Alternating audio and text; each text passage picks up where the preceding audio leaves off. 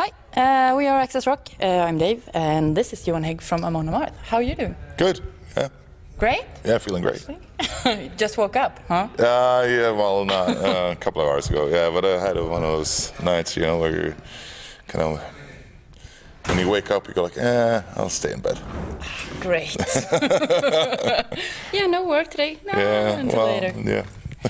Yeah. You're playing tonight, Fryshuset, Arenan, in Yes. Stockholm, Sweden, with Hell and Carcass. Yes, we are. Yeah, it's going to be cool. We had a good run with those guys, so last couple of shows now, and it's been fun. Great shows every night, so great guys. So yeah. Great. How did you actually decide to go on a tour with these guys? Well, I mean, Carcass was one of the bands that kind of came up in a discussion. You know, just you know, we knew they were going to release a new album like pretty much at the same time as us, and we figured that, you know, it would be cool to tour those guys because, I mean, we're fans of the band, obviously, and it's a legendary death metal band, and we felt it would be a strong opening act for us to have on the bill, and that it would be a good opportunity for them as well to tour with us because we play like fairly big venues everywhere. Hell was actually it was kind of a since Andy Sneap, our producer, is in the band.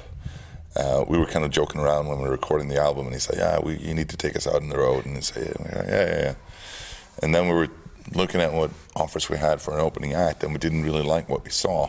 so we said, all right, we should definitely ask Hell if they want to do it. And they said, sure, we're on. You know, so. And they know Carcass as well, really well. So, it's been really cool to have those guys along. You've been playing since you released Deceiver of the Gods. Have you been out touring constantly? More or less, yeah. We did a couple of festivals in June, and then we did Mayhem Festival in the U.S. It was about 6 weeks, and then we had a couple of weeks off, and then we did Russia and Ukraine, and another couple of weeks off, and then we headed on this tour. So, yeah, it's been more or less constantly. Has the album been received bigger or as you expected? Has it? I think it got pretty much what I expected, but then again, I had high expectations. Okay. Yeah. No, but I think it's been received very well. Actually, people seem to really enjoy it, and especially like the title track. You know, it's been when we play that live, people they go nuts. So they love that. But also, you know, some of the other songs that we play are going across really well. It's kind of strange though, because some of the songs that I didn't expect to work live, they work really, really good live. Okay. And some songs that I kind of hope would work better live, maybe not so much. But you know, but it's still good songs. I mean, it's a great album. So people seem to really like it, and it's got good reviews everywhere, basically. Of course. The EP, Under the Influence. Yeah. How has that been received? I think a lot of people don't really understand what it is. Lots of people still think it's a cover EP. Okay. Which I guess is a good, you know, that's kind of like the best kind of compliment we get, because we did try to mimic the bands, obviously, but yeah, I've seen mostly positive stuff about it though. Like people really like it, and the people who get the idea, they love it. So okay, yeah. were you? I was thinking when I heard it first time, I was thinking, well, what if people actually think that you are kind of making fun of the band? Oh yeah, no, but Nobody has reacted like that. No, and that definitely was not the whole thing, and everything we ever said about it has always been like, yeah, these are bands that we love and that we grew up with, and we wanted to pay tribute in a different way than just doing a cover. Have you always known you could actually sing like Ozzy? No, we just tried it. Great, yeah. Great. You are also set to star in a movie. Yes, it's true. Tell me about this. Well, it's a movie called Northmen, a Viking saga, and I play one of the Vikings, obviously, in that movie. Okay. But it's a small part, but it was fun. It was lots of fun. I get to fight with swords and stuff, so that's cool. Yeah. How do you get that question? Well, the offer came about actually because one of the writers of the movies. There's two main writers of the movie. One of them is a big Amon Amarth fan. Okay. And when they wrote this part, the idea they had for this character was actually, he said, you should look for someone like this, and he showed them pictures of me. Okay. And the producers went like, yeah, but it's, why not cast a guy then? so they asked me if I was up for it, and I said, sure, send me the script and I'll look into it. And I liked it, and I said, sure, I'll do it. It's fun. So you actually made time, because it has to be a bit hectic. It was hectic. I had roughly 2 weeks. It took me roughly 2 weeks to shoot my part. Okay. And fortunately, it fit very well with our time schedule. Obviously, our management was involved in the whole process and everything, so they could kind of schedule tours around it a little bit. So. But it was tough, and it was a lot of fun. It was a lot of fun. It's good time. So now you're actually in every part of this industry. Did you expect this when you started playing music? No. I mean, for me, just to go on tour and have some beers when we play, that was like when you start. But as you progress, obviously, you want to become bigger and bigger as a musician. But I never thought I would be, in front of the camera in a movie ever. But when the opportunity arose, I just said, fuck it, I'll do it. If I suck, I suck. Then I know I don't have to do it again. But if it works out and I like it and it's fun, I would happily do it again. And from what I've seen so far, it actually kind of looks good. So I'm very curious to see the whole thing and see if my part is good enough. They'll just edit it out and just have it on the post. No, they can't. That's the best part. No, okay.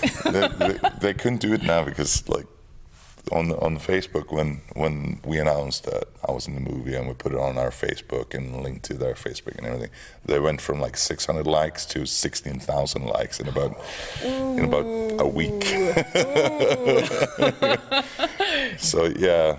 People are kind of expecting me to be in the movie now. It's kind of. They actually gave me a couple of extra lines in the movie. I only had like 2 lines. Now I have like 4. Ooh. But yes. Was it hard? Huge. No, but so it was. So they were like, "Oh, good thing we gave you some more stuff to say." I was like, "Yeah." Yep, I'm already the star. Yeah. No, but that was cool actually. But no, but it definitely was a good experience and lots of fun. And I would love to do it again if I get the opportunity. But music definitely comes first. So. Yeah, of course. Holidays are up, and I was thinking, do you celebrate Christmas? I do because my wife loves Christmas. Yeah.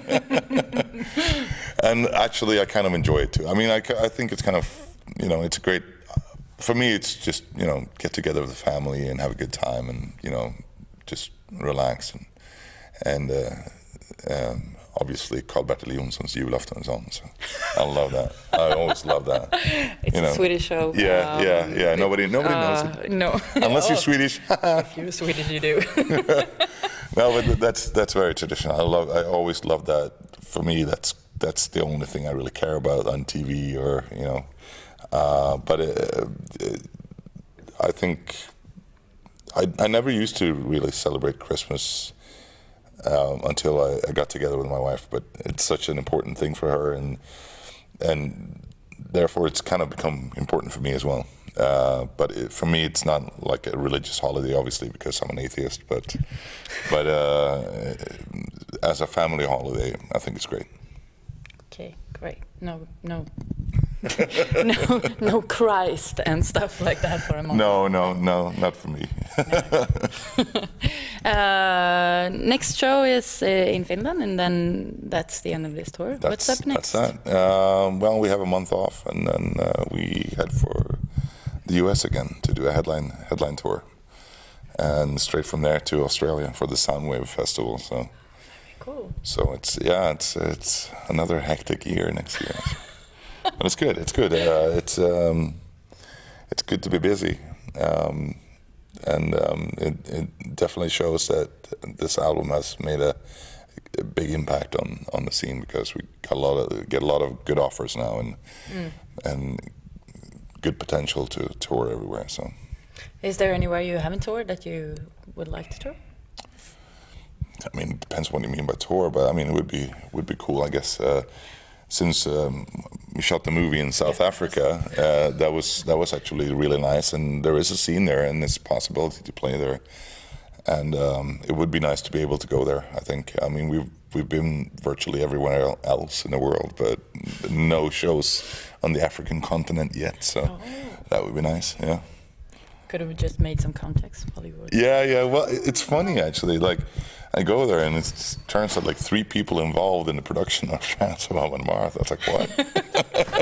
In South Africa. Yeah. Ooh. And turns out we have a pretty good fan base in Cape Town at least. So I would assume it's the same in some other places, but it's. I guess it's the scene is just opening up there. I mean, obviously it is a place where you need to fly, and it's hard to get shows to go there financially. So, but it would be nice to go there. I loved it there. I think Cape Town is beautiful. The people were very, very friendly. Great place to visit. So, I'd love to go back. Very cool. Yeah. You've actually promised some special things for tonight. If we promise not to tell our Facebook pages, would you tell us? Yes, I can do that. Now we have some guest vocals today, so yeah, and then people can draw their own conclusions. Nah, but obviously LG Petro is going to be here. And Messiah is going to do very cool. his song with us that we did for this album. So that's going to be cool. We just rehearsed it a couple of times during soundcheck. It sounds amazing. Cool. It's great. Where in the world are fans the craziest when Amon Amarth plays? I think it's not just for us, but I would say South America. Although the craziest fans that I've come across that I can remember, anyways, was probably Israel. Really? Yeah, that was mad. We played a club with 800 people, and after 4 songs we had to get off the stage because the crowd was so wild. People were like really in danger of getting hurt. Oh. It was just insane, and they had armed security people on stage. Like they literally were wearing guns. And this is weird. So the promoter was up on stage and talked to the audience, and it ended up with the front row guys. They stood the guards, the bouncers, they went away. The front people, they were standing with their backs to the stage and going like this, and like the whole audience for the rest of the night were going like that. And we're like, well, this is weird. And then I said, all right, this is the last song, thank you so much. And then we started playing, and then fucking all hell broke loose. Just all hell broke loose. It was like 800 people in the mosh pit. So that was pretty wild. But I mean, South Africa definitely is one of the more wilder places you can go. Okay. It's something else. They have a different passion for it there. Mm. Jesus. Are you actually ever afraid of people getting hurt when you play? Oh yeah, it happens. It happens. I mean, I've seen some stuff where, I just remember we played a small club in St. Paul in Minnesota, and this guy was crowd surfing, and I don't know what the security guys were doing, but he came over the fence and went head first into the floor. And when they picked him up, he was like completely out. So I just dropped I just ran off stage and just to see that he was okay. And when I got here, he was like, you could tell he was groggy, but he could move and everything. So he was fine. Oh, okay. Maybe a concussion, but at least, you know, he was alive. But I was like, holy crap! I hope that kid didn't die. But yeah, that was kind of scary. But it happens all the time, you know, and like, especially if they do the wall of death and all that stuff, they run into each other. And I never encourage that, but when it happens, you know, I'll always say, like, you know, take it easy. look out for each other. And that's the cool thing. They normally do, right? I mean, normally they have an eye on each other, and if someone goes down, everybody says, oh, you know, help each other up. But you know, the bigger it is, the harder it is. Any hopes for the future? Nah, it's just I just hope that all the touring is going to go well, and so far it looks good for everywhere we're going. So it's going to be a lot of stuff. But yeah, I think it's going to be a good year for us next year with touring, all that stuff. So what's your secret trick for coping with the touring?